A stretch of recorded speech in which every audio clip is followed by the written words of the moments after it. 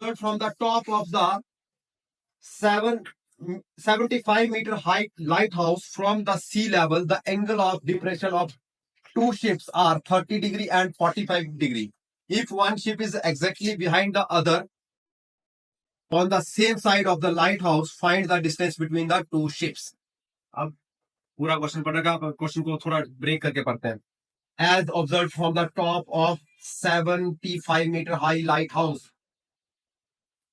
अब जो भी नदी का किनारा होता है वहां पे शिप्स पे नजर रखने के लिए हमेशा क्या होता है, एक टावर टाइप, हम लोग एक टावर टाइप बनाया होता है ऊपर बैठने के लिए, ऊपर लाइट्स लगाई, तो वहां से क्या करता है, ऑब्जर्व करता है कोई ऐसा नॉन शिप्स ना आ जाए उसमें. ठीक है, तो आपको ऐसे यहाँ से ऑब्जर्व किया, यहाँ से लाइट डाली जा रही है. ठीक है, यहाँ से लाइट डाली जा रही है और ये मान लो इधर क्या है, सी है, पूरा क्या है, ये समुद्र है. ठीक है, इस साइड को.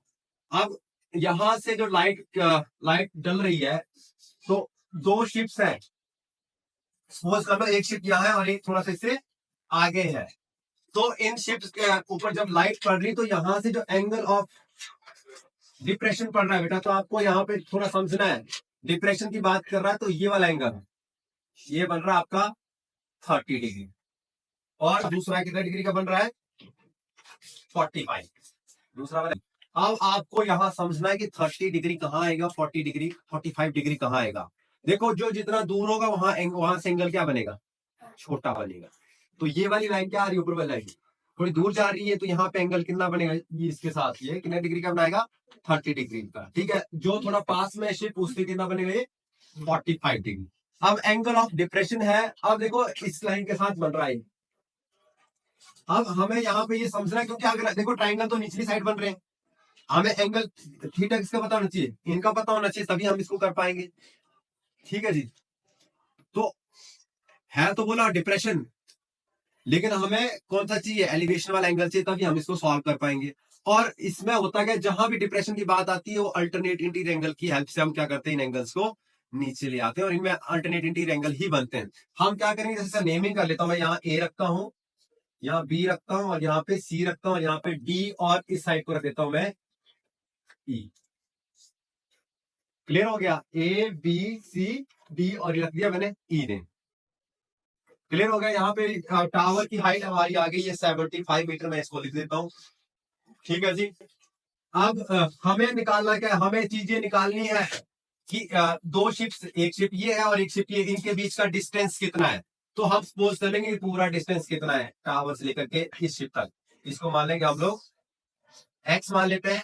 और जो b से c वाला है वो कितना मान लेते हैं, y. तो हम देखो ये वाला निकालना है, पूरा x है और इधर वाला y है, तो जब ए बी का डिस्टेंस निकालने कितना आएगा, x माइनस y. अब हम जो चीज हमें निकालनी है पहले हम वो चीज सपोज कर लेंगे. Distance between two ships, let distance between two ships is equal to, मेरी डायग्राम के अकॉर्डिंग नाम बन रहा है ए बी. और ए बी की वैल्यू कैसे निकाल रहा हूं मैं, ये मैंने x माना हुआ है और दूसरा क्या माना, x में से y घटाऊंगा तो ए बी की वैल्यू आ जाएगी एज इट इज. ठीक है जी, ये हमारे सपोजिशन हो गया. इसके बाद अब हमारा काम और क्या दिया है, पहले हम लाइट हाउस की हाइट लिख लेते हैं. हाइट ऑफ लाइट हाउस,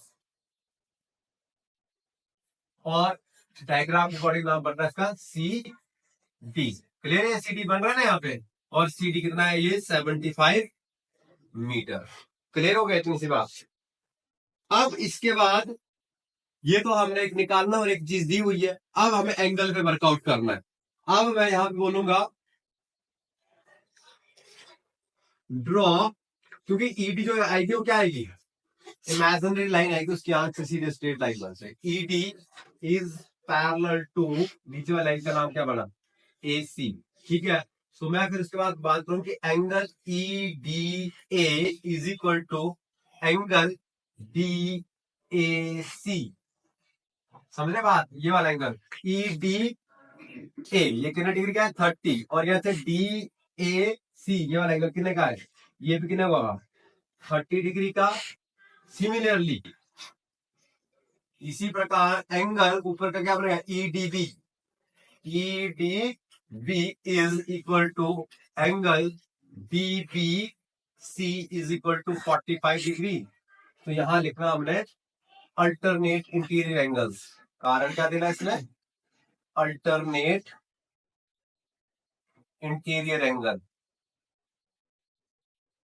ठीक है, इसमें ज्यादा एक्सप्लेनेशन देने बैठना क्योंकि हमारा काम ज्योमेट्रिकल नहीं है अब ज्यादा। ठीक है, इसमें ये बता देंगे कारण दे देंगे अल्टरनेट इंटीरियर एंगल है एकांतर अंतःकोण की वजह से। क्लियर होगी दो चीजें। अब ये मैंने यहाँ पे देखो वर्डिंग लिखी तो आपने कंफ्यूज नहीं होना है। देखो पहले का नाम लिखा EDA और दूसरे का लिख दिया TAC, फिर लिखा मैंने EDB, फिर लिखा DBC। समझिए जेड शेप बना रहे तो ऑटोमेटिक अल्टरनेट इंटीरियर एंगल होंगे। अब हमें ये क्लियर है कि जो लाइट हाउस है वो सीधा ही खड़ा होगा, 90 डिग्री का एंगल क्रिएट होगा।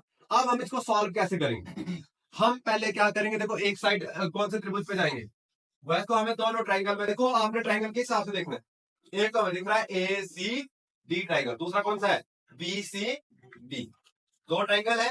अब पहले हम क्या करेंगे, x की वैल्यू निकालेंगे, x मतलब AC, और हमें 75 दिया, और इस कौन से ट्राइंगल में जाएंगे, इसके लिए हम लोग ट्राइंगल कौन से जाएंगे ACD। तो in triangle ACD angle triangle ACD मुझे निकालना क्या है, AC निकालना है, और मुझे गिवन क्या है CD। फिर वही बात आती है पंडित बद्री प्रसाद और हर बोले के अकॉर्डिंग आपने पता करना है कौन सा थीटा बन रहा है। तो देखो यहाँ पे AC मुझे निकालना है और थीटा और 90 डिग्री AC पे बन रहे हैं, तो AC क्या आ गया बेस, और CD क्या आ गया थीटा के सामने वाली साइड परपेंडिकुलर, बना कि नहीं बना। तो base upon perpendicular last theta, और लास्ट कौन सा होता है कॉट थीटा।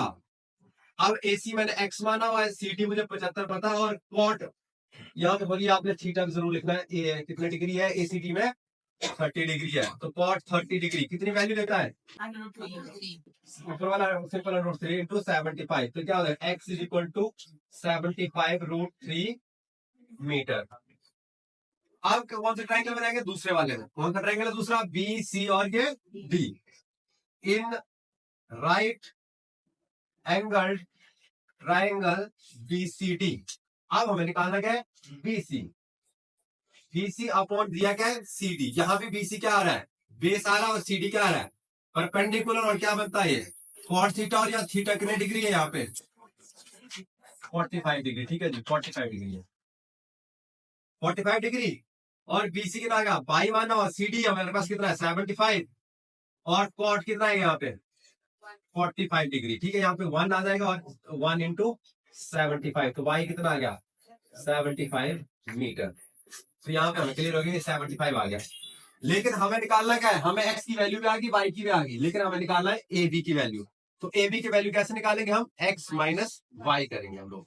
इसके बाद हम लिखेंगे ये चीज लिखेंगे, distance between two ships is equal to x की वैल्यू आई है 75√3 माइनस 75, तो 75 क्या आ जाएगा कॉमन √3 माइनस 1 मीटर, यही चीज आएगा, यही आंसर आएगा आपका फाइनल। बस इतना ही करना, अगर √3 की वैल्यू पुट करेंगे, पर इतना नहीं करना, 5 मार्क्स में काफी है। तो हमारा लास्ट आंसर ये आ गया। ठीक है जी।